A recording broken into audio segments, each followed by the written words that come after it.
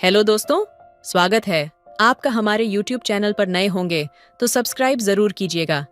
तो चलिए कहानी शुरू करते हैं। एक दिन मैंने दीदी को मैसेज किया, आप बहुत खूबसूरत हैं। जब भी आपके बारे में सोचता हूँ तो मुझे बहुत खुशी होती है। दीदी ने हंसते हुए जवाब दिया, अरे ये क्या मजाक कर रहे हो, ऐसा क्या होता है तुम्हें। मैंने कहा, अरे दीदी बस आपके बारे में सोचता हूँ तो अच्छा महसूस होता है। वह हंसते हुए बोली, अब तुम मुझसे कुछ नहीं छुपा सकते। बताओ ना दीदी, मैं कहाँ कुछ छुपा रहा हूँ, बस आपके साथ बात करने से अच्छा लगता है।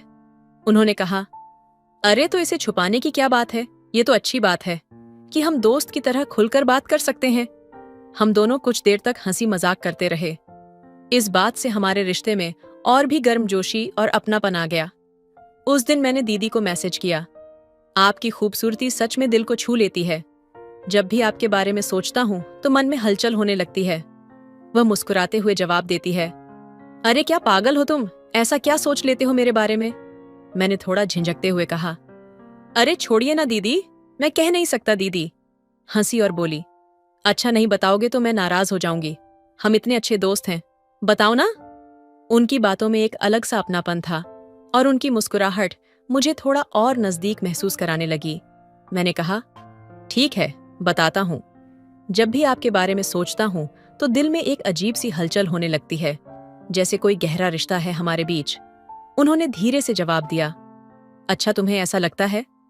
मैंने महसूस किया कि हमारे बीच का संवाद अब और भी खास हो गया है।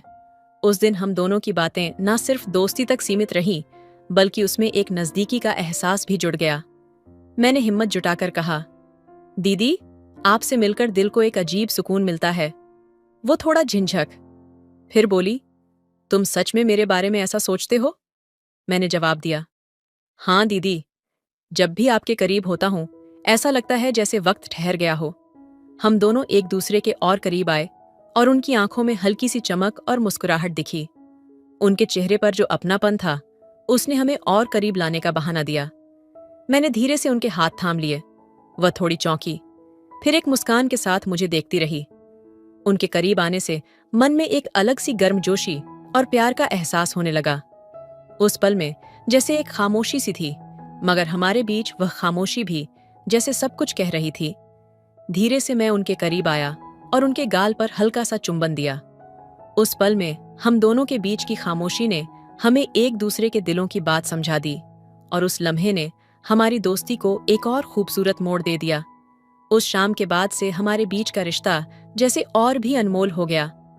मैंने महसूस किया कि अब हमारी बातें सिर्फ सामान्य संवाद नहीं रह गई थीं, बल्कि उनमें एक अनकही भावना भी शामिल थी। हर मुलाकात में, हर हंसी ठिठोली में एक अलग सी गर्मजोशी महसूस होती थी। एक शाम दीदी ने मुझे छत पर बुलाया। हवा में हल्की ठंडक थी और आसमान में तारों की चमक उस माहौल को और भी खास बना रही थी। मैं थोड़ा झिझकते हुए उनके पास गया। उन्होंने मुझे देखकर हल्का सा मुस्कुराते हुए कहा, तुम्हारे साथ वक्त बिताना अब मुझे बेहद खास लगने लगा है। पता नहीं क्यों, तुम्हारे बिना ये शाम अब अधूरी सी लगने लगी है। उनकी बात सुनकर मेरा दिल जोर से धड़कने लगा।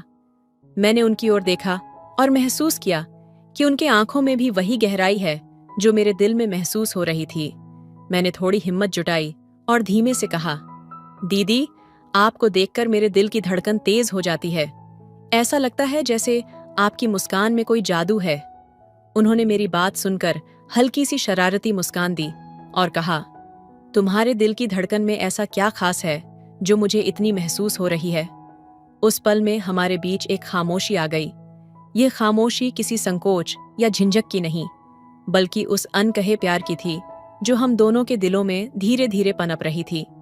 मैंने उनके करीब जाने का साहस किया और धीरे से उनका हाथ थाम लिया। तुम्हारा साथ मेरे लिए अब बेहद खास है, मैंने धीमे से कहा। उनकी आंखों में एक चमक थी, जैसे उन्होंने वही महसूस किया जो मैं कहना चाहता था। अचानक उन्होंने अपने हाथ से मेरा हाथ थाम लिया और कहा, यह रिश्ता दोस्ती से कहीं आगे जा चुका है ना। मैंने बिना कुछ कहे सहमति में सिर हिला दिया।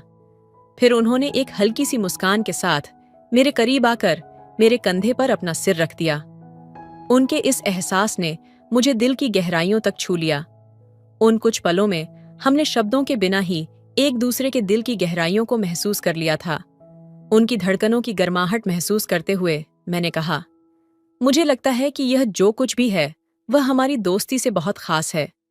उन्होंने मेरी ओर देखा और हल्के से मुस्कुराई। हाँ, यह कुछ अलग और खास है, कुछ ऐसा जिसे शब्दों में बांधना मुश्किल है। वह रात तारों भरी थी, लेकिन हमारे दिलों में जो चमक थी वह उससे भी कहीं ज्यादा थी। इस कहानी को एक रोमांटिक भावना और गहराई के साथ जोड़ते हुए रिश्ते को जटिलता का स्पर्श देने का प्रयास करते हैं, लेकिन इसे एक संवेदनशील और मर्यादित ढंग से बनाए रखते हैं ताकि भावनाओं की गहराई को समझा जा सके। वक्त बीतने के साथ हमारी मुलाकातें और लंबी होने लगीं। हर बार जब हम एक दूसरे से मिलते तो दिलों की धड़कन और भी तेज हो जाती थी।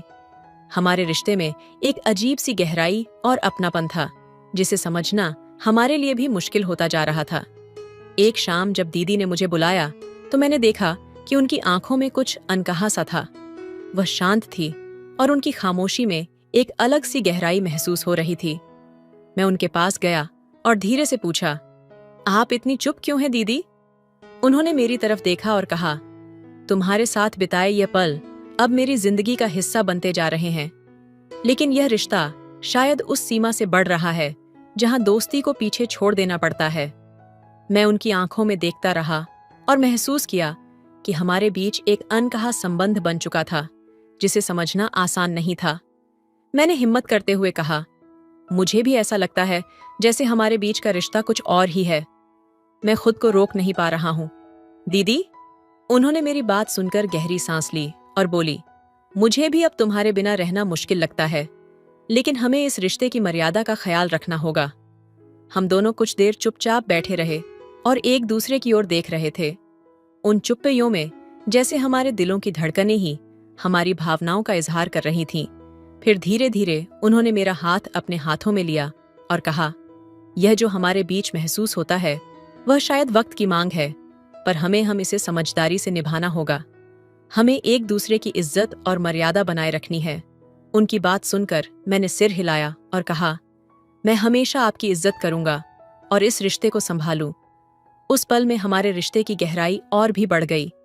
हमने एक दूसरे की नजरों में देखते हुए यह समझ लिया कि हमारा रिश्ता खास है, लेकिन इसे सही ढंग से निभाना ही हमारी जिम्मेदारी है।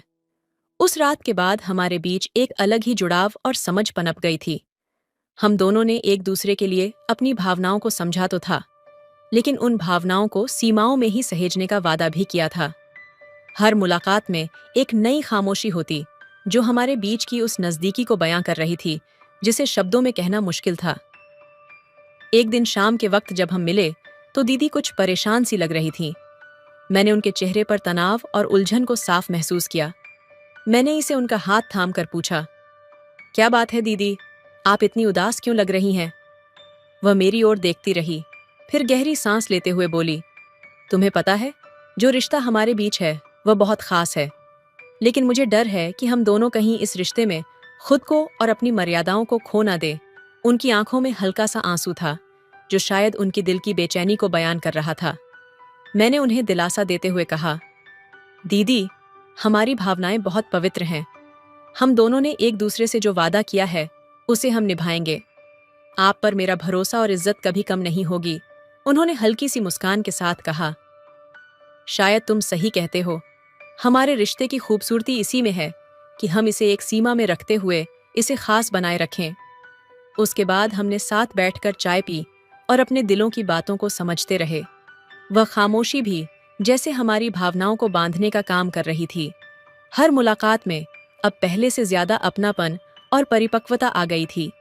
धीरे धीरे हम दोनों ने अपने रिश्ते को एक समझदारी के साथ जीने का तरीका सीख लिया था। हमारे दिलों में एक दूसरे के लिए जो गहरी भावनाएं थीं, उन्हें सहेज कर रखना ही हमारे रिश्ते को और मजबूत बना रहा था। वह शाम हमारे रिश्ते की गहराई में एक नया मोड़ लेकर आई थी। हम दोनों ने एक दूसरे के प्रति अपने सच्चे और पवित्र भाव को समझने के बाद इसे संभालने का निर्णय लिया था। लेकिन वक्त जैसे इस रिश्ते की परीक्षा लेना चाहता था। कुछ दिन बाद दीदी अचानक से बहुत उदास लगने लगी। उनके चेहरे की मुस्कान कहीं खो गई थी और उनकी आंखों में एक अजीब सी थकान दिखाई देती थी। मैंने उनसे कई बार पूछा, लेकिन हर बार उन्होंने बात टाल दी। एक शाम जब हम पार्क में टहलने गए, मैंने फिर उनसे पूछा, दीदी, आप इतनी परेशान क्यों हैं? क्या मुझसे कुछ छुपा रही है? वो रुकी, मेरे चेहरे की ओर देखा और कुछ पल खामोश रही। फिर उन्होंने धीरे से कहा, तुम्हें बताना मुश्किल है, पर अब शायद बताने का वक्त आ गया है। मेरे घर वालों ने मेरी शादी की बात चलाई है और मुझे खुद भी समझ नहीं आ रहा कि मैं क्या चाहती हूँ। उनकी बात सुनकर मेरे दिल में अजीब सा खालीपन भर गया। एक पल को लगा कि शायद मैं उन्हें खो दूंगा, लेकिन फिर खुद को संभालते हुए मैंने कहा, दीदी, आपके जीवन का फैसला आपके हाथ में है। मैं चाहता हूं कि आप वही करें जो आपके दिल को सही लगे। मेरी भावनाएं आपके फैसले में कभी रुकावट नहीं बनेंगी। वह मेरी बात सुनकर भावुक हो गई और धीरे से बोली, तुम्हारे जैसा समझदार और परिपक्व इंसान मिलना शायद ही किसी को नसीब होता है, पर जिंदगी में हमें कभी कभी ऐसे रास्ते चुनने पड़ते हैं जो हमें चाहते हुए भी दूर कर देते हैं। उस शाम हमने एक दूसरे के साथ लंबी खामोशी में वक्त बिताया। उनके जाने के बाद भी मैं वहीं बैठा रहा, जैसे मेरे दिल का एक हिस्सा उनसे जुड़ा हुआ था। अगले कुछ दिनों में उन्होंने मुझसे मिलने की कोशिश कम कर दी और मैं भी उनकी खुशी के लिए खुद को थोड़ा दूर रखने की कोशिश कर रहा था। समय बीतता गया और एक दिन मुझे पता चला कि उनकी सगाई की तारीख तय हो गई है। इस खबर ने मेरे दिल को चीर दिया, लेकिन मैंने अपनी भावनाओं को खुद में दबाए रखा। सगाई के बाद हम दोनों ने मिलने की कोशिश की, लेकिन हमारे बीच अब एक अदृश्य दीवार खड़ी हो चुकी थी। एक दूसरे के करीब होने के बाद भी दूरियों का एहसास बढ़ने लगा था। एक दिन उन्होंने मुझसे मिलकर आखिरी बार अलविदा कहा। हम दोनों ने एक दूसरे की ओर देखा और बिना कुछ कहे वह चली गई। उस अलविदा में शब्दों से कहीं अधिक भावनाएं छुपी थीं। उसके बाद मेरी जिंदगी में एक खामोशी छा गई। उनके बिना दिन खाली खाली से लगने लगे, पर मैं जानता था कि उनके फैसले में उनकी खुशी है। उनकी यादें मेरे दिल में हमेशा के लिए बस गई। हमारे बीच का रिश्ता भले ही समय के साथ खत्म हो गया था, लेकिन हमारे दिलों में एक दूसरे के लिए हमेशा एक खास जगह बनी रहेगी। समय के साथ मैंने भी इस अधूरे प्यार को अपनी जिंदगी का हिस्सा मान लिया। वह प्यार जो कभी पूरी तरह से जी नहीं पाए, लेकिन उसकी मिठास हमेशा हमारे दिलों में बसी रहेगी। वक्त के साथ मैंने खुद को संभाल लिया, लेकिन उनके बिना एक खालीपन हमेशा मेरे साथ रहता था।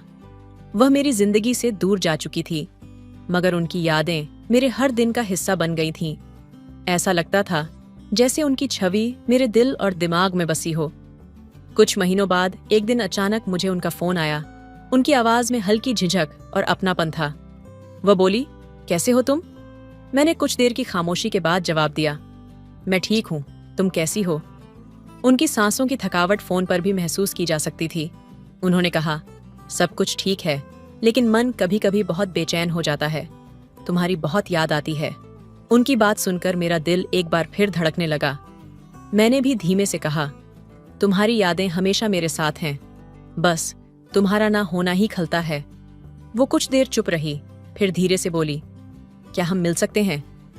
एक बार बस उनके कहने पर मुझे एहसास हुआ कि शायद उनके दिल में भी वही अधूरापन है जो मेरे अंदर बसा था।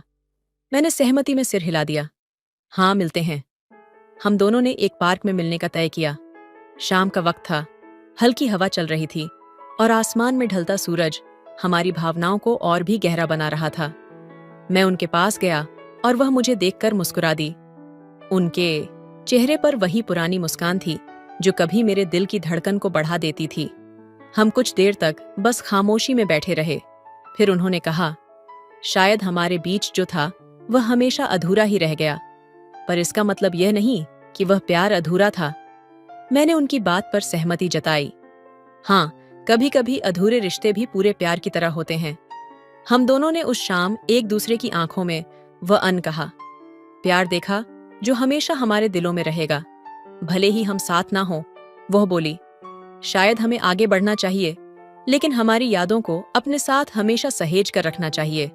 उसके बाद हम दोनों ने एक दूसरे को अलविदा कहा, लेकिन इस बार हमारे दिलों में कोई बोझ नहीं था। हम जानते थे कि हम दोनों की जिंदगी अलग अलग राहों पर बढ़ने वाली है, पर जो प्यार हमारे बीच था वह हमें हमेशा जोड़े रखेगा। एक मीठी याद बनकर उनसे आखिरी बार मिलकर मैं जैसे एक सुकून महसूस कर रहा था। मेरे दिल में उनके लिए अब भी वही प्यार था, लेकिन मैं समझ चुका था कि कुछ रिश्तों का सफर वक्त के साथ ही खत्म करना बेहतर होता है। वह मेरे जीवन का एक सुंदर अध्याय थी, जो भले ही खत्म हो गया था, लेकिन उसकी मधुरता हमेशा मेरे साथ रहेगी। कुछ महीनों बाद मैंने अपने जीवन में आगे बढ़ने की पूरी कोशिश की।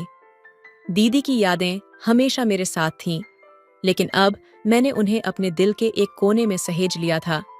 रोज की जिंदगी में व्यस्तता ने मुझे अपने काम और पढ़ाई में डूबने का मौका दिया, लेकिन कभी कभी उन रातों में जब चांद की रोशनी कमरे में फैली होती थी, उनका चेहरा याद आ जाता था।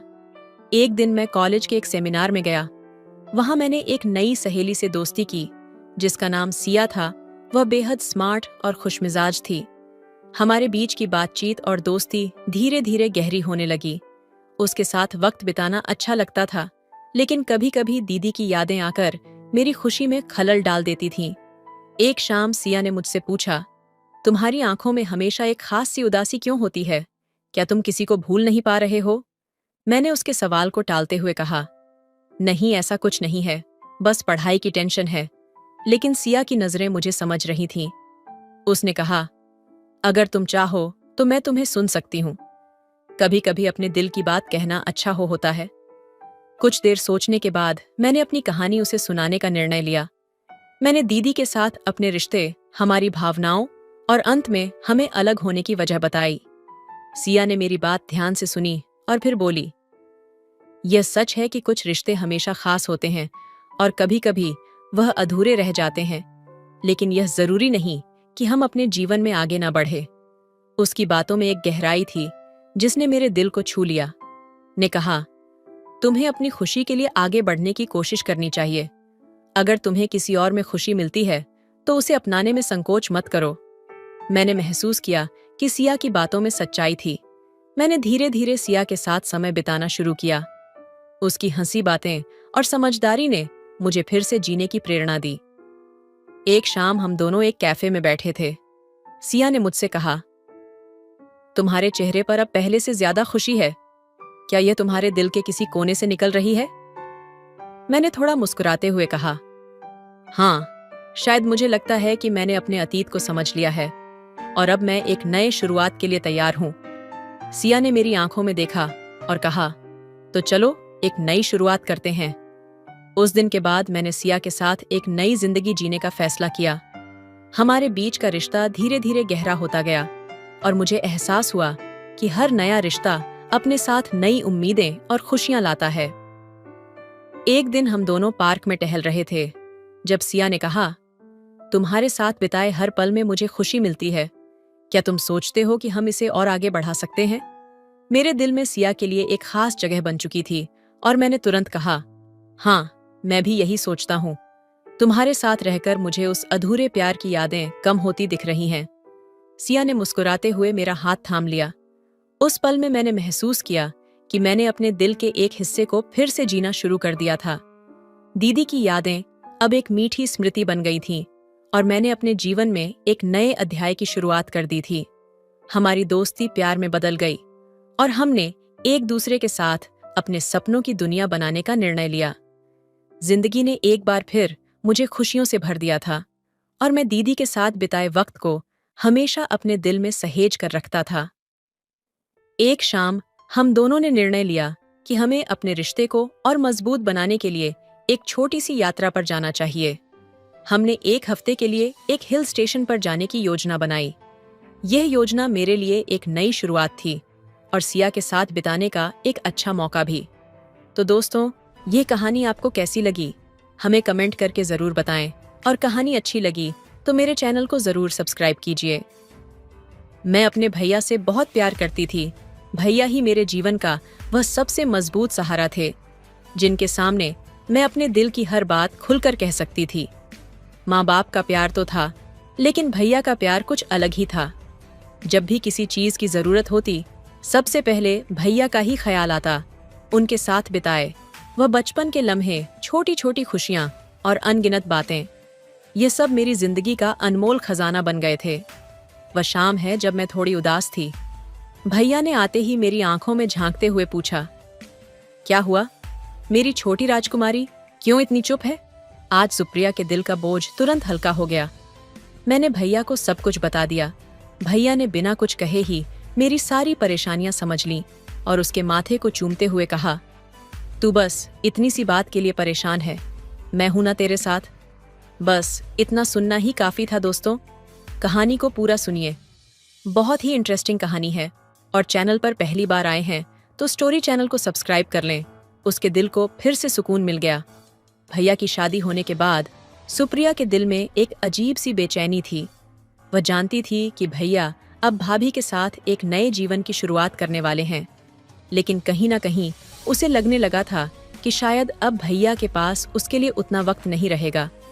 भैया की शादी में वह सबके सामने हंसते हंसते काम तो करती रही, लेकिन उसके दिल में कई सवाल उमड़े घुमड़ रहे। उसने भैया के चेहरे पर उस वक्त की खुशी को देख खुद को समझाने की कोशिश की कि यह नया रिश्ता भी तो उसकी खुशी का हिस्सा है। शादी के बाद जब भैया भाभी के साथ आए तो भाभी ने सुप्रिया को ऐसे अपनाया जैसे वह उनकी अपनी बहन हो। धीरे धीरे सुप्रिया और भाभी के बीच भी एक गहरा रिश्ता बन गया।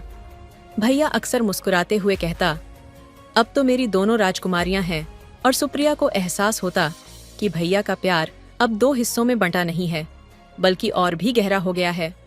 एक रात जब सब सो चुके थे, सुप्रिया छत पर जाकर अकेले बैठ गई। भैया ने उसे ढूंढा और उसके पास बैठकर पूछा, क्या सोच रही है छोटी? सुप्रिया ने धीरे से कहा, भैया आपकी शादी के बाद ऐसा लगता है जैसे कुछ बदल गया है। कहीं आप मुझसे दूर तो नहीं हो रहे हैं? भैया ने प्यार से उसके सिर पर हाथ रखा और कहा, तू मेरी सबसे प्यारी बहन है और हमेशा रहेगी। भाभी ने मेरी जिंदगी में नई खुशियां लाई हैं, लेकिन तुझे कोई भी जगह नहीं ले सकता। तू हमेशा मेरी वही छोटी राजकुमारी रहेगी। उस रात सुप्रिया का दिल फिर से खुशियों से भर गया। उसे यह समझ में आ गया कि भैया का प्यार कभी नहीं बदलेगा। सुप्रिया का परिवार एक छोटे से गांव में रहता था, लेकिन भैया की नौकरी की वजह से वह तीनों शहर में रहते थे। गांव की सादगी और हरे भरे खेतों की आदत छूट जाने के बाद सुप्रिया के लिए शहर की जिंदगी थोड़ी अजनबी और अकेली सी लगती थी। यहाँ न वैसे पेड़ थे, न वह मिट्टी की खुशबू, न ही बचपन के दोस्त, लेकिन भैया का स्नेह और भाभी का अपनापन उसे हर दिन इस नए माहौल में ढलने का सहारा देते थे। भैया उसे हर रोज स्कूल छोड़ते थे और अक्सर उसे देर शाम को लेट लतीफी से ही घर पहुंच पाते थे। भाभी हमेशा उसके लिए खाना बनाकर रखती, उसका इंतजार करती और रोज रात में उसके साथ ढेरों बातें करती। लेकिन भैया का साथ ना मिल पाने से एक अजीब सी कमी महसूस होती। सुप्रिया का इंतजार करना और भैया के आने की आहट सुनते ही खुशी से दौड़कर गले लग जाना उसकी आदत सी बन गई थी। एक दिन भैया ने कहा कि उन्हें कुछ समय के लिए ऑफिस के काम से दूसरी जगह जाना होगा। यह सुनकर सुप्रिया के दिल में हलचल मच गई। उसके मन में डर था कि भैया के बिना वह कैसे रह पाएगी। उसने कोशिश की कि इस बात को जाहिर ना होने दे, लेकिन उसकी आंखों में साफ साफ उसकी चिंता झलक रही थी। भैया ने उसके पास बैठते हुए कहा, मेरी प्यारी छोटी, ये बस कुछ दिन की बात है, मैं जल्द ही वापस आ जाऊंगा। और जब तक मैं नहीं हूं, तुम्हारी भाभी है ना, वह भी तो तुम्हारी ही अपनी है। सुप्रिया ने भैया के गले लगते हुए कहा, भैया मुझे आपके बिना बहुत अकेलापन लगता है। आपसे दूर होने का ख्याल ही मुझे बेचैन कर देता है।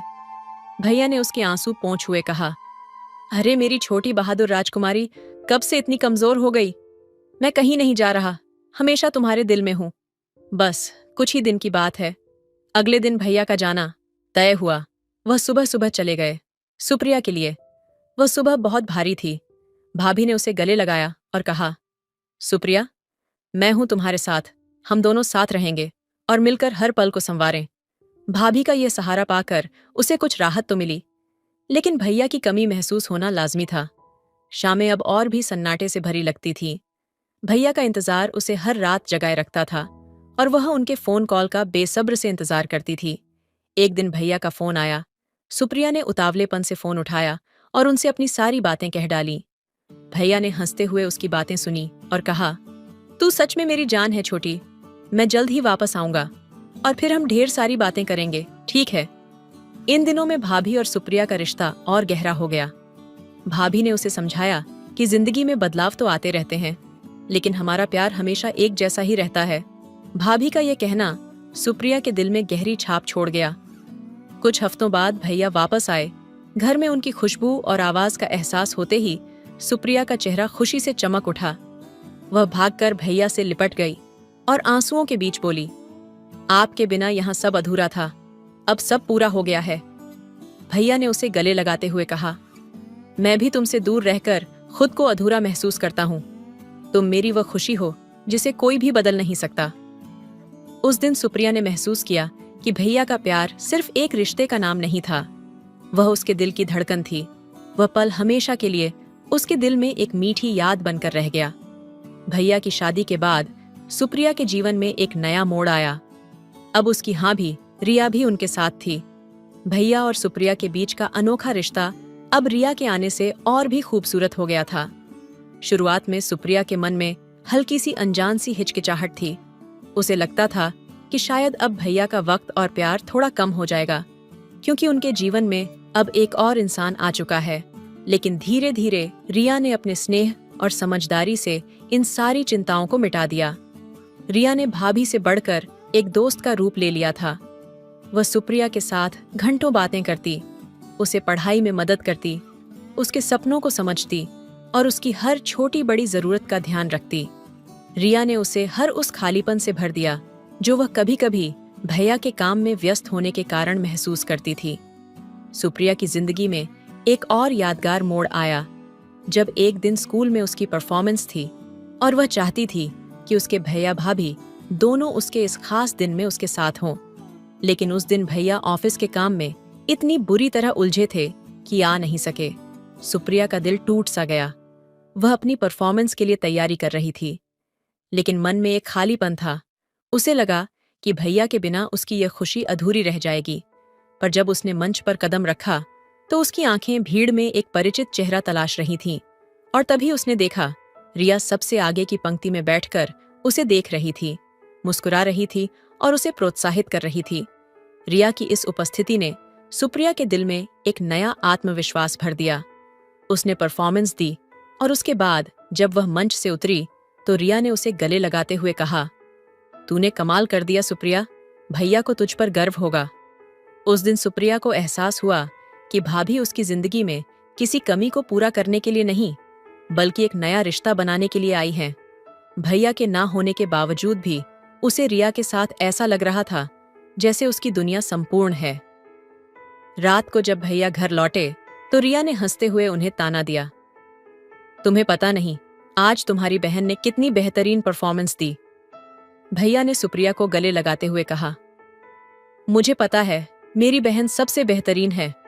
और तभी रिया ने मजाक में कहा, लेकिन इसका श्रेय मुझे भी तो मिलना चाहिए, क्योंकि मैं वहां थी और मैंने इसका हौसला बढ़ाया।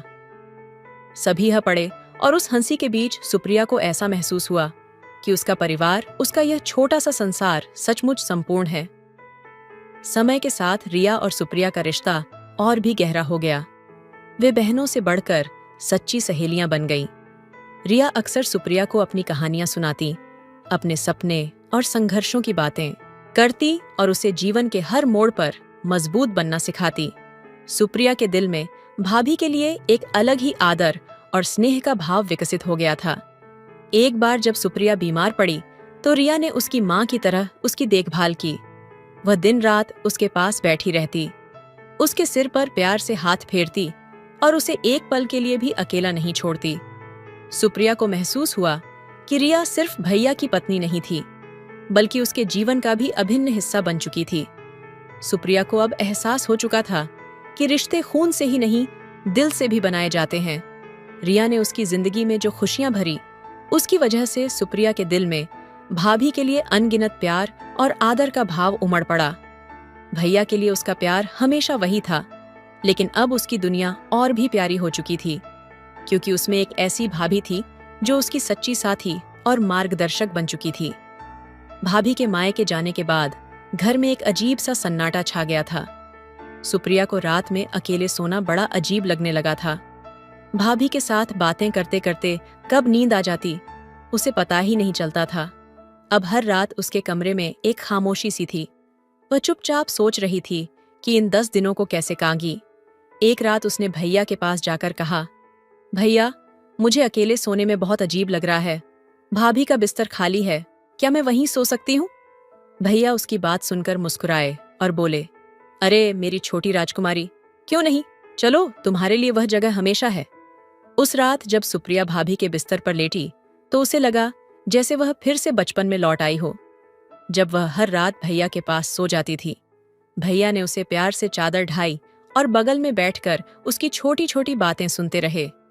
रात में भैया ने मुस्कुराते हुए उससे पूछा, अच्छा, तुम्हारी स्कूल में तो सब ठीक चल रहा है ना? सुप्रिया ने थोड़ी संजीदगी से जवाब दिया, हाँ भैया, सब अच्छा है, लेकिन जब आप और भाभी साथ होते हो तभी घर पूरा लगता है। भाभी नहीं है तो लगता है कुछ खाली खाली सा है। भैया ने उसकी बात पर गहरी सांस लेते हुए कहा, तू बिल्कुल सही कह रही है सुप्रिया। सचमुच रिया के बिना यह घर सुना सा लगता है। वह है तो जैसे हम सबका ख्याल रखती है, और तुम्हें पता है, जब तुम दोनों मेरे पास होती हो तब मुझे भी अपने दिन की सारी थकान भूल जाती है।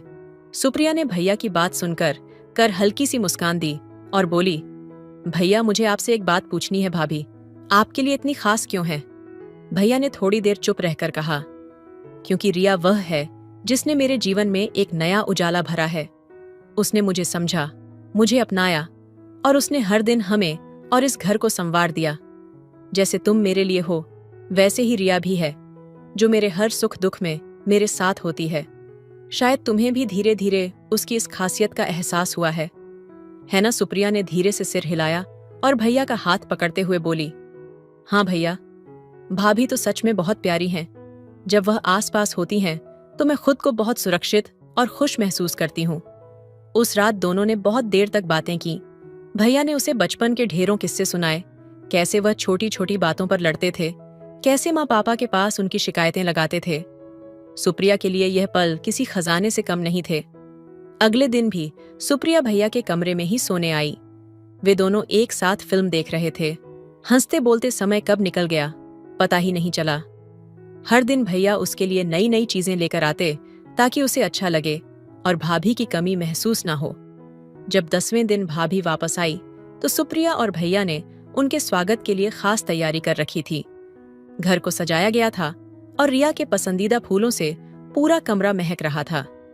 रिया को यह देखकर हैरानी भी हुई और खुशी भी, क्योंकि उसे यह अंदाजा नहीं था कि उसकी गैर हाजिरी में उसके भैया और सुप्रिया ने उसके लौटने का इतनी बेसब्र से इंतजार किया था। रिया ने जैसे ही घर में कदम रखा, सुप्रिया ने दौड़कर उसे गले लगाया और कहा, भाभी, मुझे आपकी बहुत याद आई। बिना आपके सब अधूरा सा लग रहा था। रिया ने उसे प्यार से गले लगाते हुए कहा, मुझे भी तुम्हारी बहुत याद आई। मेरी छोटी, लगता है इन 10 दिनों में तुम और भैया ने खूब मस्ती की होगी। भैया ने हंसते हुए कहा, हाँ, लेकिन तेरी कमी बहुत महसूस हुई। अब जब तू वापस आ गई है तो सब कुछ फिर से पूरा हो गया है। उस रात भाभी ने मुस्कुराते हुए सुप्रिया से कहा, अब से कभी तुम्हें अकेलापन महसूस नहीं होगा, क्योंकि मैं हमेशा तुम्हारे साथ हूं। सुप्रिया ने सिर हिलाते हुए अपनी भाभी के कंधे पर सिर रख दिया और उसकी आंखें खुशी के आंसू से भर आईं। इस पूरे अनुभव ने सुप को एक और गहरा एहसास दिया कि भाभी उसके जीवन का एक ऐसा हिस्सा बन चुकी थी जो अब कभी अलग नहीं हो सकता। सुप्रिया के लिए भाभी का इंतजार मुश्किल होता जा रहा था। हर दिन उसे महसूस होता जैसे घर में कुछ अधूरा सा है, लेकिन इन दिनों में उसे भैया का और भी करीबी होने का मौका मिला। वह दोनों अब रोज रात को एक दूसरे से खुलकर बात करते, हंसते और कई सालों से बसी हुई छोटी छोटी यादों में खो जाते। भैया हर रात उसके लिए कोई न कोई कहानी या पुरानी याद ताजा करते, जिससे उसका दिल हल्का हो जाता। एक रात जब सुप्रिया और भैया छत पर बैठे थे, उन्होंने तारों भरे आसमान को देखते हुए अपने बचपन की बातों में डूब गए। सुप्रिया ने अचानक कहा, भैया, क्या आपने कभी महसूस किया है कि भाभी के बिना यह घर कितना खाली खाली लगता है? भैया ने थोड़ी उदासी से जवाब दिया, हाँ छोटी, हर पल लगता है कि कुछ छूट सा गया है। तुम्हारी भाभी के बिना यह घर एकदम ठहरा हुआ लगता है। सुप्रिया भैया के चेहरे पर पसरी हुई उदासी देख रही थी। उसे अचानक अपने भैया के इस अकेलेपन का एहसास गहरा हो गया। भाभी के बिना भैया भी जैसे खुद को अधूरा महसूस कर रहे थे। यह देखकर सुप्रिया के दिल में अपने भैया के लिए और भी ममता जाग उठी। उसने धीरे से भैया का हाथ थाम लिया और कहा, भैया, मैं जानती हूं कि भाभी आपकी जिंदगी का एक अहम हिस्सा है, लेकिन इन दिनों मैं भी तो हूं ना आपके साथ। मैं आपकी प्यारी छोटी बहन हूं और मैं हमेशा आपके साथ हूं। जब तक भाभी नहीं आती, मैं आपकी देखभाल करूंगी। भैया ने उसके चेहरे की मासूमियत और उस सच्ची भावना को देखा। उन्होंने मुस्कुराते हुए उसका सिर सहला और कहा, हाँ, तू हमेशा से मेरी ताकत रही है छोटी। तेरा साथ मुझे हमेशा सुकून देता है। उस रात सुप्रिया ने तय किया कि जब तक भाभी वापस नहीं आती, वह भैया का हर तरह से ख्याल रखेगी। अगले दिन से उसने भाभी की तरह भैया के लिए छोटे छोटे काम करना शुरू कर दिया। सुबह सुबह उनके लिए चाय बना देती, रात में उनके पसंद का खाना बनवाने में मदद करती और जब भैया थके हुए आते तो उनके लिए पानी ले आती। एक दिन भैया ऑफिस से थके हुए लौटे तो सुप्रिया ने मुस्कुराते हुए कहा, भैया, आज आपके लिए आपकी पसंदीदा चाय बनाई है, जल्दी से फ्रेश हो जाइए, मैं लेकर आती हूं भैया। उसकी ये छोटी छोटी कोशिशें देखकर बहुत खुश थे। उन्हें अपनी छोटी बहन में एक नई जिम्मेदारी और परिपक्वता नजर आने लगी थी। उस रात जब भैया अपने कमरे में बैठे थे तो सुप्रिया उनके पास आई और बोली, भैया, क्या मैं आज आपके पास बैठ सकती हूँ? बस आपसे बातें करने का मन कर रहा है। भैया ने प्यार से सिर हिलाते हुए कहा, तू तो मेरे दिल की रानी है छोटी। हाँ, बैठ, आज हम दोनों मिलकर पूरी रात बातें करेंगे। रात भर दोनों ने ढेर सारी बातें की। भैया ने उसे अपने सपने बताए, अपनी नौकरी के संघर्ष, अपनी जिंदगी के उतार चढ़ाव के बारे में सब कुछ बताया। ये बातें सुनते सुनते सुप्रिया को अपने भैया की जिंदगी की सच्चाई का एहसास हुआ। उसने जाना कि कैसे भैया ने उसके लिए हर चीज को संभाला और उसे एक अच्छी जिंदगी देने के लिए कितनी मेहनत की। रात के आखिरी पहर में जब आसमान में हल्का हल्का उजाला हो रहा था, सुप्रिया ने भैया का हाथ पकड़कर कहा, भैया, मैं आपसे बहुत प्यार करती हूँ। आपने मेरी जिंदगी में जितना प्यार और खुशियां दी हैं, उसके लिए मैं हमेशा आपके साथ रहूंगी, चाहे भाभी हो या ना हो। मैं हमेशा आपकी छोटी बहन रहूंगी, आपकी देखभाल करूंगी। भैया की आंखों में नमी आ गई। उन्होंने सुप्रिया को गले लगाते हुए कहा, तू मेरी दुनिया है छोटी, तेरे बिना मेरी जिंदगी अधूरी है। तूने जो मुझे इन दिनों में सहारा दिया है, इसके लिए मैं हमेशा तेरा शुक्रगुजार रहूंगा। उस पल में दोनों ने एक दूसरे के प्यार और अपने अटूट रिश्ते को फिर से महसूस किया। भैया को लगा कि उसकी छोटी बहन सच में बड़ी हो गई है और सुप्रिया ने जाना कि उसके भैया ही उसकी असली दुनिया है। अगले ही दिन भाभी घर लौट आई और सब कुछ फिर से पहले जैसा हो गया। लेकिन उन 10 दिनों में सुप्रिया और भैया के बीच जो एक नया गहरा रिश्ता बना, उसने उनके जीवन को हमेशा के लिए बदल दिया। अब उनका रिश्ता सिर्फ भाई बहन का नहीं रहा, बल्कि एक सच्चे साथी और जीवन भर के सहारे का भी बन गया। अगर आपको यह कहानी पसंद आई हो तो वीडियो को लाइक करें और स्टोरी चैनल को सब्सक्राइब करें। एंड बेल आइकन पर क्लिक करें, ONL घंटी को प्रेस करें ताकि जब भी वीडियो डाले नोटिफिकेशन सबसे पहले आपको मिले। मिलते हैं एक और दिलचस्प कहानी के साथ में। धन्यवाद। हेलो दोस्तों, स्वागत है आपका हमारे स्टोरी में। आज का स्टोरी बहुत ही अच्छी है, स्टोरी को लास्ट तक सुनिएगा। मीनाक्षी एक 24 साल की विधवा नर्स जो अपने जीवन के सबसे कठिन वक्त से गुजर रही थी, ने हॉस्पिटल में ड्यूटी शुरू की थी। एक हादसे ने उसे हमेशा के लिए अकेला छोड़ दिया था और उसकी आंखों में गहरी उदासी और दिल में अपार दर्द था।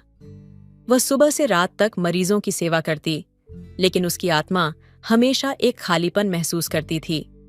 उसका मन खो गया था, लेकिन वह अपने दर्द को छुपाकर काम करती रही। हॉस्पिटल की गहन चिकित्सा इकाई में हर रात उसे एक अजनबी आदमी दिखाई देता। वह आदमी विशाल, 28 साल का, हर रात उसी समय इमरजेंसी रूम के पास खड़ा होकर मीनाक्षी को नजरें घुमा घुमा कर देखता। उसकी गहरी आंखों में एक अजीब सी चाहत थी जो मीनाक्षी को हमेशा असहज कर देती। उसका नाम विशाल था और वह भी एक मरीज था जो हर रात इमरजेंसी रूम में इलाज के लिए आता था। मीनाक्षी की चुप्पी और उदासी उसे अंदर तक महसूस होती। हर रात जब वह उसे घूरता तो मीनाक्षी दिल ही दिल में डर जाती। वह सोचती कि क्या वह सचमुच उसकी तरफ आकर्षित है या फिर यह बस उसका भ्रम है। मीनाक्षी का दिल फिर भी डर से कांपता था। वह अकेली थी, उसके पास कोई नहीं था और विशाल की नजरों में कुछ ऐसा था जो उसे हर बार असहज कर देता था। फिर एक रात जब हॉस्पिटल में सन्नाटा छाया हुआ था और मीनाक्षी अपनी ड्यूटी खत्म कर रही थी, विशाल उसके पास आया। वह उसके सामने खड़ा हुआ और धीरे से बोला, मीनाक्षी, मुझे तुमसे कुछ बात करनी है। मीनाक्षी ने घबराते हुए पूछा, क्या बात है विशाल? विशाल की आंखों में गहरी भावनाएं छुपी थीं। तुम्हारी चुप्पी और उदासी ने मुझे महसूस कराया कि तुम भी कुछ गहरा दर्द झेल रही हो। मैं भी अकेला हूं मीनाक्षी। मेरी जिंदगी में भी वो कमी है जो तुम महसूस कर रही हो, और जब से मैंने तुम्हें देखा मुझे लगा जैसे मेरे दिल में कुछ बदलने वाला है। मीनाक्षी को विश्वास नहीं हो रहा था। वह डरते हुए बोली, मैं नहीं समझ पा रही विशाल। मेरी जिंदगी में अब कोई जगह नहीं है किसी के लिए। मैं बस काम करती हूं ताकि अपने अतीत से भाग सकूं। विशाल धीरे से उसकी तरफ बढ़ा और उसकी आंखों में गहराई से देखा। मैं तुम्हारे दर्द को समझ सकता हूं। मैं भी अपने अतीत से भाग रहा हूं, लेकिन मुझे लगता है कि हम दोनों मिलकर उस अतीत को छोड़ सकते हैं। मैं तुम्हें प्यार करता हूं मीनाक्षी। ये शब्द जैसे उसके कानों में गूंज गए। मीनाक्षी का दिल अचानक तेजी से धड़कने लगा। वह एक पल के लिए चुप हो गई। उसकी आंखों में आंसू थे, लेकिन वह फिर भी कुछ नहीं कह पाई। विशाल ने उसकी चुप्पी को उसके आंतरिक संघर्ष का हिस्सा माना और उसकी हथेली को धीरे से छुआ। अगर तुम मुझे एक मौका दोगी तो मैं तुम्हारे साथ हर कदम पर खड़ा रहूंगा, विशाल ने धीरे से कहा। मीनाक्षी की आंखों में डर और उलझन थी, लेकिन साथ ही कुछ उम्मीद भी थी। उसने सोचा कि क्या वह किसी को अपने पास आने का मौका दे सकती है? क्या वह किसी को अपनी दीवारें तोड़ने की इजाजत दे सकती है? कुछ देर चुप्पी के बाद मीनाक्षी ने अपने दिल की बात कही। मैं डरती हूँ विशाल, मैं खुद से भी डरती हूँ। मेरे पास खुद को संभालने की ताकत नहीं है, तो किसी और को प्यार देने की तो बात ही नहीं है। विशाल ने उसकी बातों को समझा और हल्के से मुस्कुराया। तुम अकेली नहीं हो मीनाक्षी, मैं तुम्हारे साथ हूँ। तुम अपना डर छोड़ दो और हम दोनों मिलकर उस डर को हराएंगे। यहाँ से उनकी कहानी ने एक नई दिशा ली। मीनाक्षी ने धीरे धीरे विशाल को अपने दिल के करीब आने दिया। विशाल ने उसे कभी अकेला महसूस नहीं होने दिया और उसने मीनाक्षी को अपने दर्द और डर को पार करने में मदद की। मीनाक्षी को महसूस हुआ कि प्यार किसी दीवार को नहीं तोड़ता, बल्कि वह दीवार के पार जाकर एक नई शुरुआत करता है। समय के साथ मीनाक्षी ने अपने अतीत को भुला दिया और विशाल के साथ अपने नए जीवन की शुरुआत की। दोनों एक दूसरे के साथी बन गए और उनकी कहानी प्यार और विश्वास की एक मिसाल बन गई। विशाल के शब्द मीनाक्षी के दिल में एक हलचल पैदा कर गए थे। वह अभी भी डर और घबराहट से घिरी हुई थी, लेकिन विशाल की आंखों में एक अजीब सी गर्मी और सुकून था, जो उसे थोड़ी सी राहत दे रहा था। मीनाक्षी ने अपनी पूरी जिंदगी में कभी किसी से ऐसा सच्चा और समर्पित प्यार महसूस नहीं किया था। वह बहुत कुछ कहना चाहती थी, लेकिन शब्द उसके गले में अटक कर रह जाते थे। उसके दिल में एक तूफान था, जो उसके डर और चाहत के बीच बंटा हुआ था। विशाल ने उसकी चुप्पी को समझा और उसके पास आकर उसकी कलाई पर हल्का सा दबाव डाला। तुम्हें डरने की जरूरत नहीं है मीनाक्षी, मैं तुम्हारे पास हूं हर वक्त। तुम जो चाहोगी वही होगा। उसकी आवाज में कोई दिखावा नहीं था, सिर्फ सच्चाई और प्यार था। मीनाक्षी ने सिर झुकाया, लेकिन उसकी धड़कनें तेज हो गईं। वह अंदर से टूट चुकी थी, लेकिन विशाल के शब्दों ने उसे एक नई उम्मीद दी थी। वह महसूस कर रही थी कि इस अजनबी आदमी में कुछ था, जो उसे फिर से जिंदगी जीने की वजह दे सकता था। वह धीरे धीरे विशाल की तरफ मुड़ी और कहा, तुम कह रहे हो कि तुम मेरे पास हो, लेकिन क्या तुम जान पाओगे कि जो मैंने खोया है उसे फिर से कभी पाया नहीं जा सकता? मेरा दिल अब डर से भर चुका है विशाल। मैं नहीं जानती कि प्यार क्या होता है, क्योंकि जब मुझे जरूरत थी तब मुझे किसी ने नहीं समझा। विशाल ने उसकी आंखों में देखा और हल्के से उसकी ठोड़ी उठाई। तुमने खोया है मीनाक्षी, लेकिन तुम्हारा दिल अभी भी जिंदा है, और जब तक मेरा हाथ तुम्हारे हाथ में है तुम कभी अकेली नहीं रहोगी। प्यार का मतलब सिर्फ एक दूसरे को महसूस करना नहीं, बल्कि एक दूसरे को अपना बनाना है। तुम मुझे अपना बना सको तो मैं तुम्हारा सब कुछ बन जाऊंगा। मीनाक्षी की आंखों में आंसू थे, लेकिन अब वे आंसू दर्द के नहीं, प्यार और उम्मीद के थे। उसकी आत्मा ने महसूस किया कि शायद उसे कभी प्यार का मौका ही नहीं मिला था, और अब यह मौका विशाल उसे दे रहा था। वह अपने डर और गम को छोड़ने को तैयार हो रही थी, क्योंकि विशाल उसे बिना शर्त अपनाने के लिए तैयार था। क्या तुम सच में मुझे अपना बना सकते हो? मीनाक्षी की आवाज में हल्की सी उम्मीद थी।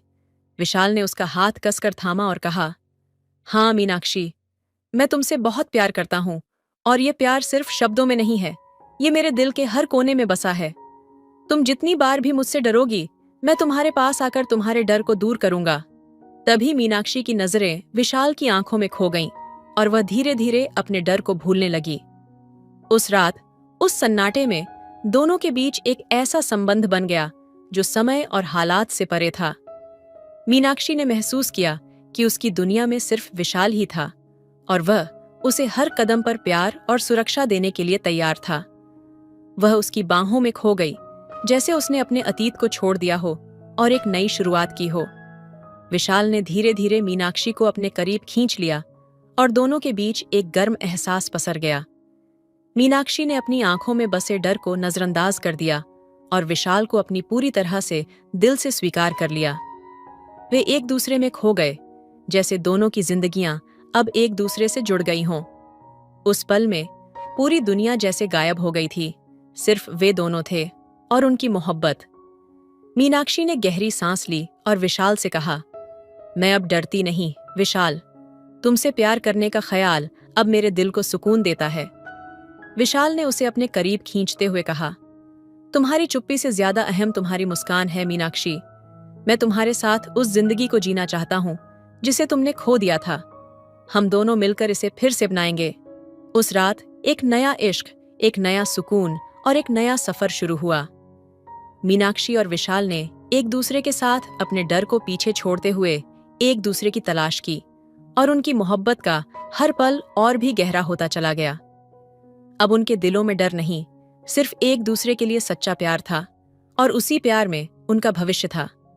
मीनाक्षी और विशाल के रिश्ते में एक अजीब सी ताकत थी, जैसे वे एक दूसरे के साथ हर पल जी रहे हों, हर दिन कुछ नया सीख रहे हों। मीनाक्षी की आंखों में एक नई उम्मीद थी और विशाल के दिल में एक अडिग विश्वास।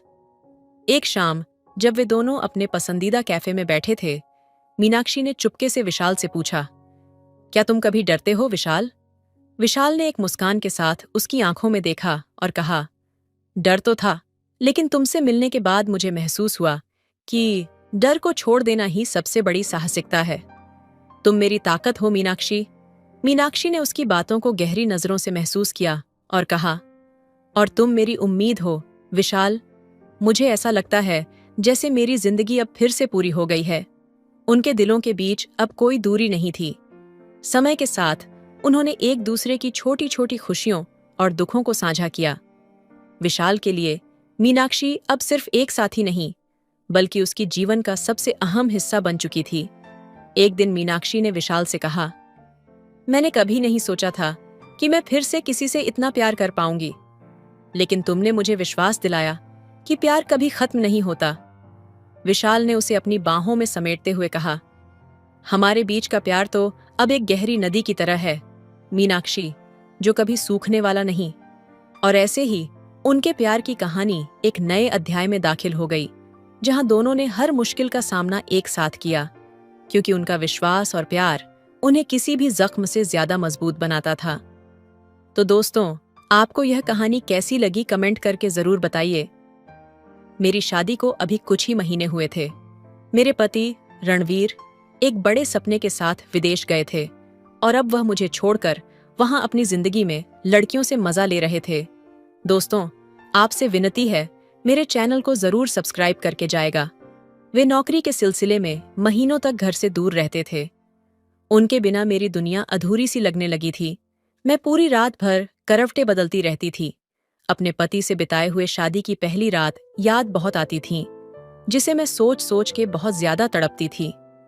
उनके बिना हर दिन जैसे एक बहुत लंबी काली रात बन चुका था, और मेरी आंखों में नींद को कोई जगह नहीं मिलती थी। एक दिन जब मैं अपनी बेचैनी से और भी परेशान हो गई, तो मैंने अपनी एक तस्वीर अपने पति के फोन नंबर पर भेज दी, पर जो हुआ वह कुछ और ही था। मेरी वह तस्वीर गलती से मेरे देवर आदित्य के नंबर पर चली गई। आदित्य, जो मुझसे हमेशा ही एक सख्त और मर्यादित रिश्ते में था, अब वह उस तस्वीर को देख रहा था।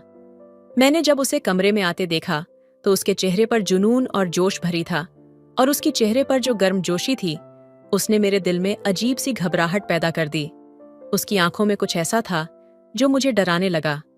वह मेरी ओर बढ़ा और बिना कुछ कहे बस मुझे घूरता रहा। मैं समझ नहीं पाई कि उसकी खामोशी का मतलब क्या था, लेकिन तभी उसने अपनी पलकें झपकाते हुए कमरे का दरवाजा बंद कर लिया और रात भर मेरी काली भूतियां को मजा चीखाता रहा। वो चीखों और रोने की आवाजें रूम में गूंजती रहीं। वह मुझे न देखता न सुनता। मेरा दिल कहीं बहुत दूर अकेला महसूस कर रहा था, जैसे मेरा अस्तित्व एक अंधेरी खाई में गिर चुका हो। लेकिन उसी रात मेरा मन और भी बेचैन हो गया। मैंने समीर को कॉल किया। कब आओगे समीर? मैंने फोन के दूसरी ओर समीर से पूछा, एक दर्द और बेचैनी के साथ। समीर, जो विदेश में था, मुझे अक्सर दिलासा देता था, लेकिन अब उसका जवाब मुझे और भी उलझन में डालता था। मुझे अभी छुट्टी नहीं मिल रही है, समीर ने कहा। उसकी आवाज में थकावट और कुछ छुपा हुआ था। कुछ महीने और लगेंगे। ये सुनकर मेरे अंदर का तूफान और भी तेज हो गया। तुम वापस आकर क्या करोगे? मैंने चिढ़ते हुए पूछा। तुम कभी तो वापस आओगे समीर। जब तक तुम घर नहीं लौटोगे मैं क्या करूं? वह थोड़ी देर चुप रहा, फिर धीमे से बोला, समझने की कोशिश करो। हमारी जिंदगी ठीक हो सकती है, लेकिन इसके लिए मुझे अभी और मेहनत करनी होगी। अगर मैं बार बार छुट्टियां लेकर आता रहा तो मेरी नौकरी चली जाएगी। कुछ दिन सब्र करो, मैं जल्दी ही लौट आऊंगा। उसकी बातों ने मुझे और भी टूटा हुआ महसूस कराया। कुछ महीनों की और जिद से उसकी आवाज में आकर मैं चुप हो गई। वह हमेशा मुझसे यही कहता रहा, समझो, यही सही है। समीर की बातों ने मेरे दिल को थोड़ी राहत दी, लेकिन मेरा मन फिर भी खाली था। वह विदेश चला गया था और अब मेरी शादी के 2 साल पूरे हो रहे थे। इन 2 सालों में मेरा सपना तो जैसे कहीं खो गया था। जिस शादी को मैंने एक आदर्श रिश्ते के रूप में कल्पना की थी, वह अब मुझे एक अंतहीन प्रतीक्षा की तरह लगने लगी। मेरे दिल में हर दिन एक नई उम्मीद जगी और टूटती चली गई।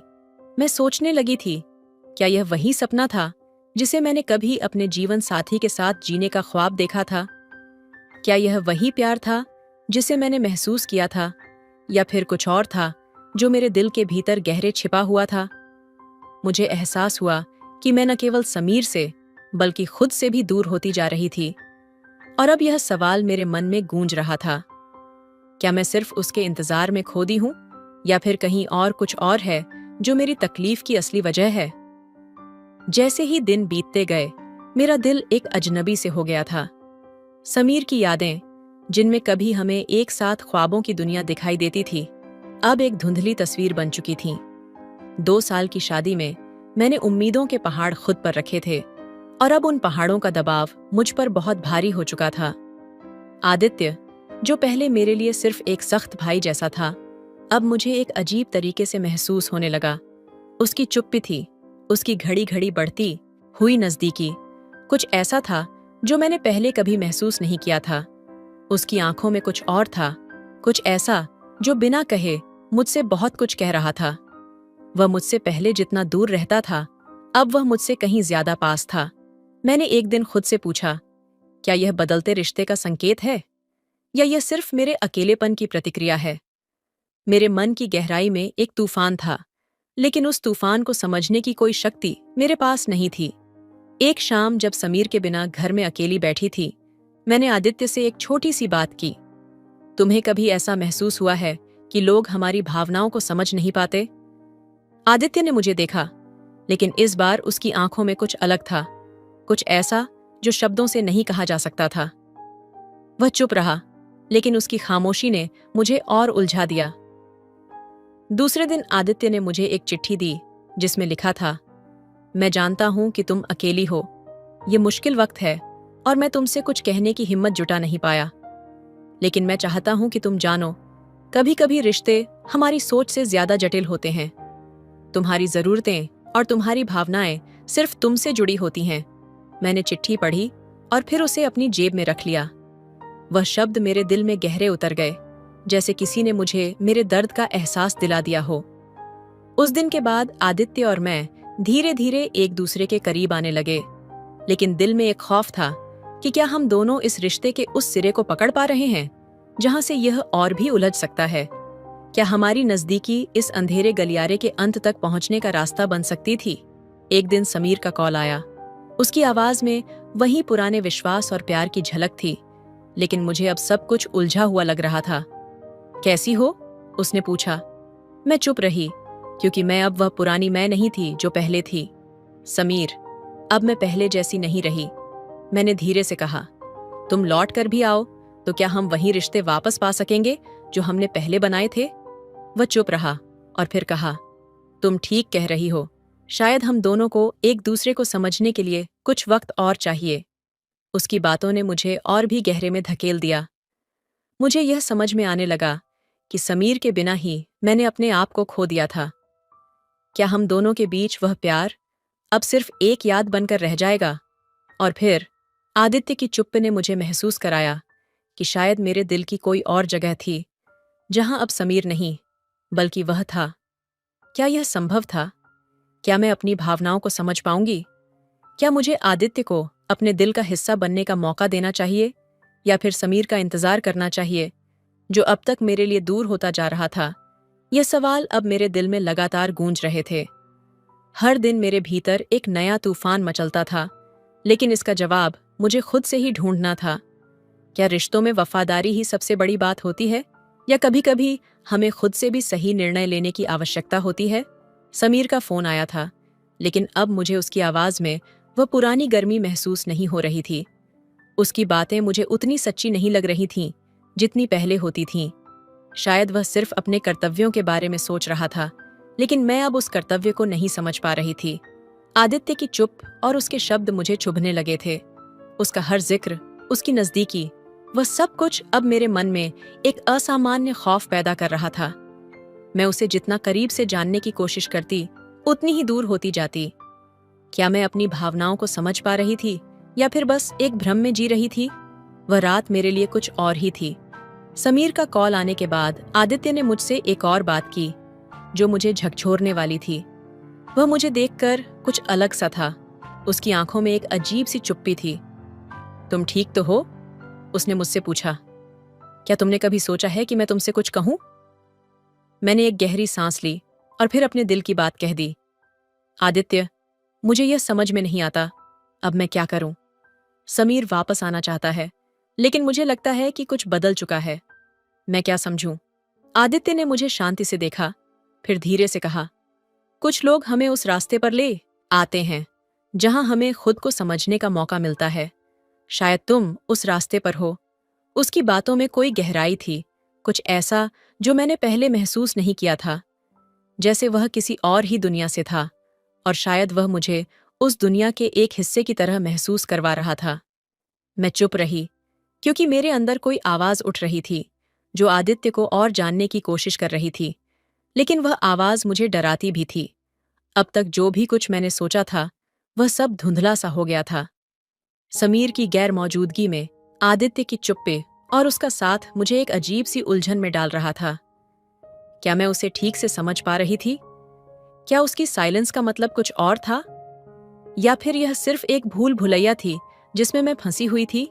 एक रात जब आदित्य मुझसे अकेले में बात कर रहा था, उसने कुछ ऐसा कहा जो मेरी दुनिया को हिला देने वाला था। तुम जानती हो, कभी कभी हम वही नहीं होते जो हम दिखाते हैं। हम सबके अंदर एक छुपा हुआ हिस्सा होता है, वह हिस्सा जो कभी सामने नहीं आता, लेकिन जब वह आता है तो सब कुछ बदल जाता है। मैंने उसकी बातों को हल्के में लिया था, लेकिन वह शब्द मेरे दिल में कहीं गहरे उतर गए थे। क्या वह मुझे कुछ इशारा दे रहा था? क्या उसने अपनी आंखों से मुझे वो देख लिया था जिसे मैं खुद नहीं पहचान पा रही थी? समीर का कॉल फिर आया। इस बार उसकी आवाज में एक ठंडापन था, एक दूरी थी जो अब मुझे बहुत महसूस होने लगी थी। कैसी हो? उसने वही सवाल पूछा।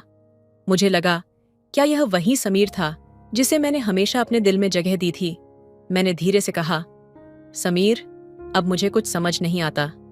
तुम्हारे बिना सब कुछ अधूरा लगता है, लेकिन आदित्य के करीब आकर मुझे ऐसा लगता है कि शायद कुछ बदल रहा है। मैं क्या करूं? तुम आते हो तो क्या हम वहीं पहले वाले रिश्ते को वापस पा सकते हैं? वह चुप रहा। शायद उसे भी समझ में आ गया था कि अब कुछ और था जो मेरे दिल में चल रहा था। तभी आदित्य का चेहरा मेरे सामने था। वह चुप था, लेकिन उसकी आंखों में एक सवाल था।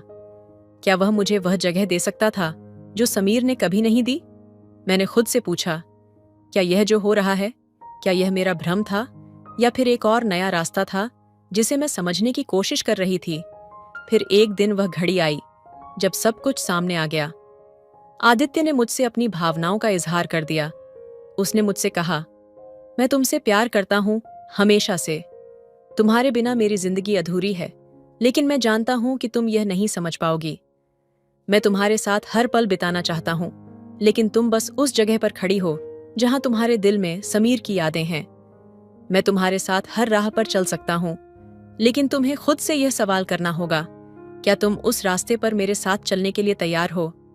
उसकी बातों ने मेरी दुनिया को हिला दिया था। मेरे दिल में दो दिशाएं थीं, एक समीर की दुनिया जो मुझे कभी अपनी तरफ खींचती थी, और एक आदित्य की दुनिया जो अब मेरी हकीकत बन चुकी थी। कभी कभी हमें अपनी सच्चाई को पहचानने में वक्त लगता है। अब मैं समझ पाई थी कि मेरे अंदर जो उलझन थी वह सिर्फ एक बाहरी कारण नहीं थी, बल्कि मेरे खुद के डर और संकोच का परिणाम थी। क्या समीर को वापस आने का मौका देना चाहिए था, या आदित्य के साथ नए रास्ते पर चलने का? यह सवाल अब मुझे रोज परेशान करता था, लेकिन जवाब एक ही था, मुझे अपनी जिंदगी को खुद के हिसाब से जीने का हक था। वह रात मेरे लिए कुछ अलग थी। आदित्य की बातें मेरे दिल में गहरे घाव की तरह चुभ गई थीं।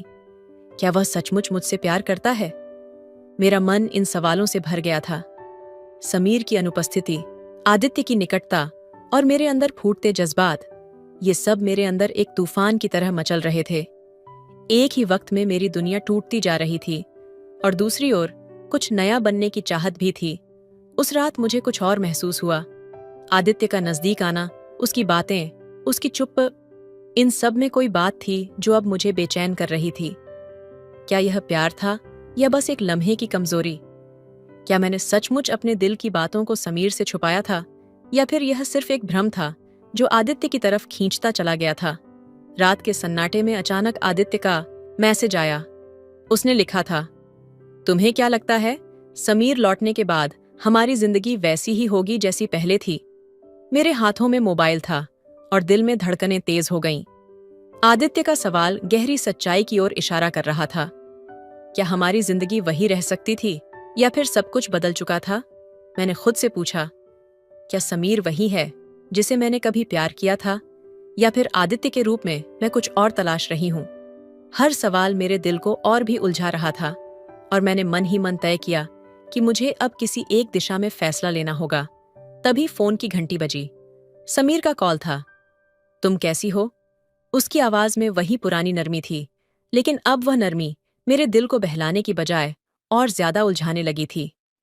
मैंने जो भी महसूस किया उसे छुपाया और कहा, ठीक हूं, तुम बताओ क्या हो रहा है? लेकिन मेरी आवाज में वह गहराई और बेचैनी साफ झलक रही थी। समीर ने कहा, मुझे वापस आने में कुछ समय लगेगा, लेकिन मैं सोच रहा हूं शायद हम दोनों को एक नई शुरुआत करनी चाहिए। तुम और मैं जैसे पहले थे वैसे ही। क्या तुम मुझसे वही प्यार महसूस करती हो? उसके शब्दों ने मेरे दिल को फिर से उसी पुराने रास्ते पर डाल दिया, लेकिन अब मैं उस रास्ते पर आगे बढ़ने से डर रही थी। मैंने चुपचाप फोन रखा और सोचने लगी। आदित्य की चुप्पी और उसके अंदर छिपे जज्बात ने मुझे एक उलझन में डाल दिया था। क्या मैं समीर से फिर वही रिश्ते वापस पा सकती थी, या फिर आदित्य की तरफ बढ़ने का यह नया रास्ता मुझे उस सच का सामना करा सकता था जो मैं अपनी जिंदगी में कभी नहीं देख पाई थी? वह दिन आ ही गया जब समीर वापस लौट आया। दरवाजे पर खड़ा समीर अपने पुराने प्यार के साथ मुझे फिर से अपने पास खींचता हुआ। मैंने उसे देखा। उसकी आंखों में वही पुराना प्यार था, लेकिन अब वो प्यार मुझे वैसे महसूस नहीं हो रहा था। क्या यह वही प्यार था जिसे मैंने अपने जीवन का हिस्सा माना था, या फिर अब कुछ और था? तभी आदित्य की यादें मेरे दिल में उभरने लगीं। उसका पास आना, उसकी नजदीकियां। क्या यह सब सिर्फ मुझे किसी नए रिश्ते की तलाश में था, या फिर यह एक ऐसा रास्ता था जिसे मैं कभी भी समझ नहीं पाई?